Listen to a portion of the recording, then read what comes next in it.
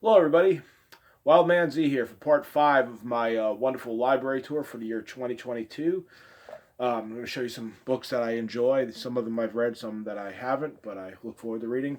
This book is by Erwin Schrodinger. It's called What is Life? It was written back in the 1930s. He's one of the fathers of quantum mechanics. You've probably heard of the Schrodinger equation. Well, he wrote a book shortly thereafter proposing that, for example, crystals or molecules might hold genetic code. This was decades before DNA. He talks about in this book the connection between mind and consciousness and measurement, which is still a really big subject today. That's considered one of the big problems in physics is how the observer affects the actual experiment outcome of quantum mechanical type measurements.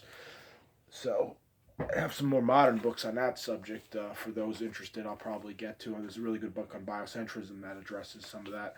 Here's a book by Peter Mathiasson. It's called Wildlife in America, which I have not read yet. I bought this in response to reading The Snow Leopard. I think this is a book of natural history for rare animals in the United States and Canada.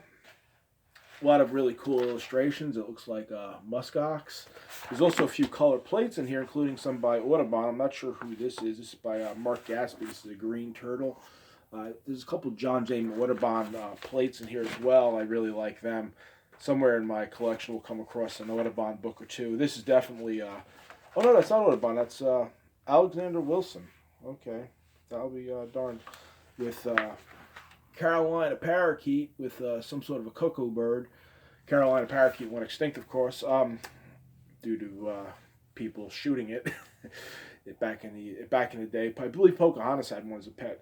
I haven't read this yet. I'm really excited about it. It's nonfiction. I love Mathiasson's writing, what I've read so far, and really look forward to it. This is a book totally unrelated, but I use this book all the time. This is Keys to the Inner Universe. The muscle man on the cover is Bill Pearl, who's the author.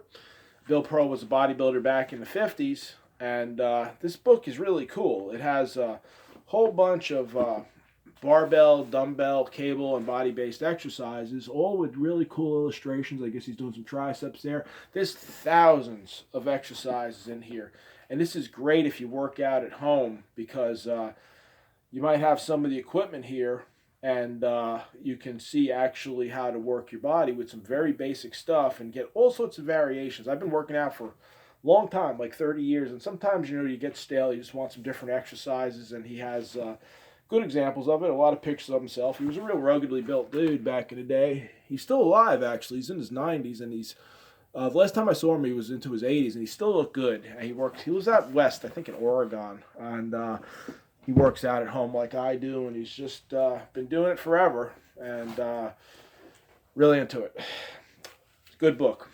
Here's a book I have not read yet. I see this guy on CNN all the time, Rick Wilson. He's in the party of Lincoln. He's not for the Democrats, and he's certainly not for the Trump Republicans. He's sort of an old school Republican in the vein of Ron Reagan and the Bushes, what I would consider a little bit more sensible than the modern Republicans. And, I hope these type of Republicans make a comeback here where they actually propose some policies that are reasonable and give good counterbalance to the Democrats.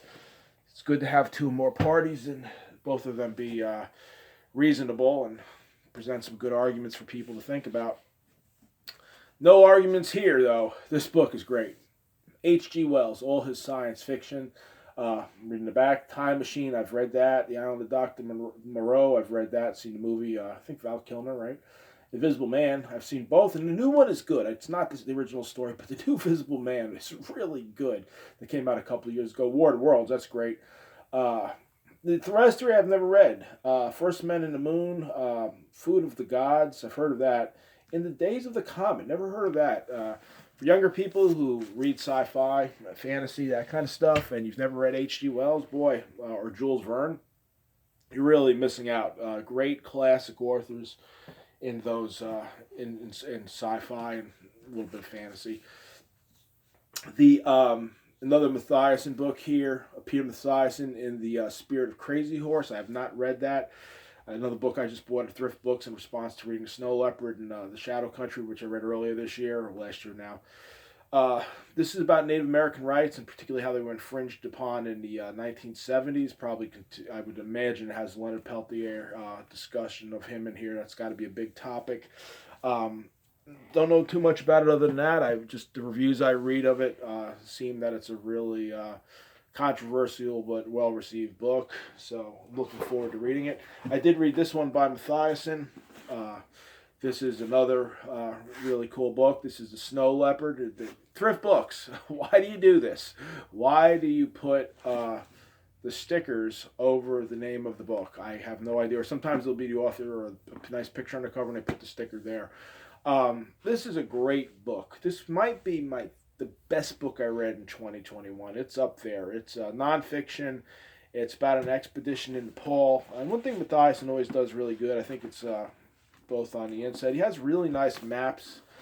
Here, you've got a map on the inside of details of that region of Tibet and Nepal. It's exquisitely written.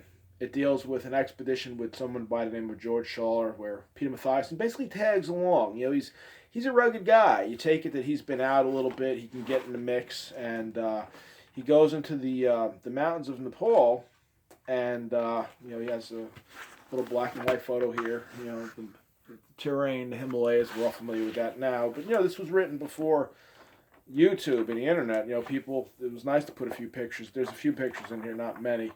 But again, the map's really beautiful. It helps a lot. But he goes on an expedition. It's not really in pursuit of snow leopards. It's pursuit of baccarel or blue sheep, which ends up being actually closer to related to a goat.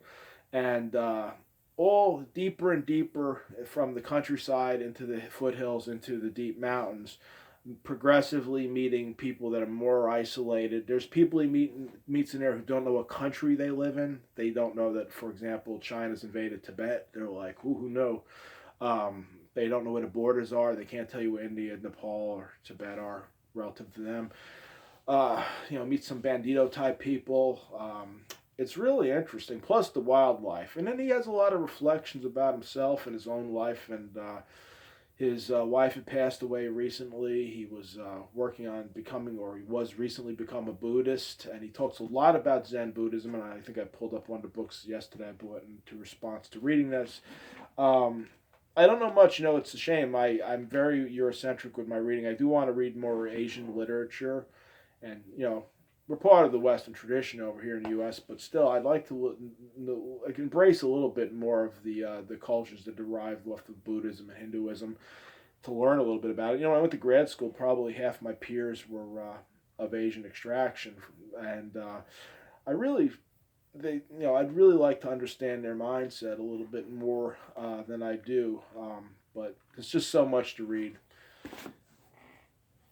The If you want to read Peter Mathiasen, I definitely recommend that book. I got two books here that are technically graphic novels, but what the hell? They're on my bookshelf, so I'll consider them books. They're both by Neil Gaiman. I'll just throw one up at a time. This is called Death, which is one of the characters of Sandman. He has all these D characters: Death, Despair, Dream is the main one, and several others. And it's really, his writing style is cool. It's dark and kind of grim, but at the same time, he's got a lot of humor in there, and it's kind of light. The way he mixes this together, it's sort of like American Gods when you watch that. The comics don't have too much gore. Death actually is kind of a peppy character. She's grim, gothic type of girl, but she's kind of got a snappy little attitude when she comes collects you. She's not like the Grim Reaper. It's really cool. I don't have much time left on my phone here. I got to open up some more gigabytes, but. This is called Overture. It's another Sandman book. I'm not sure what it's about, but I'm sure I'll enjoy it. And I haven't read it yet. I got it a couple months ago from Amazon. But anyway, that's all I have for today, and maybe I'll make another video tonight or tomorrow, show you some more books. Everybody have a good night, and this has been fun, and we'll talk again soon. Take care.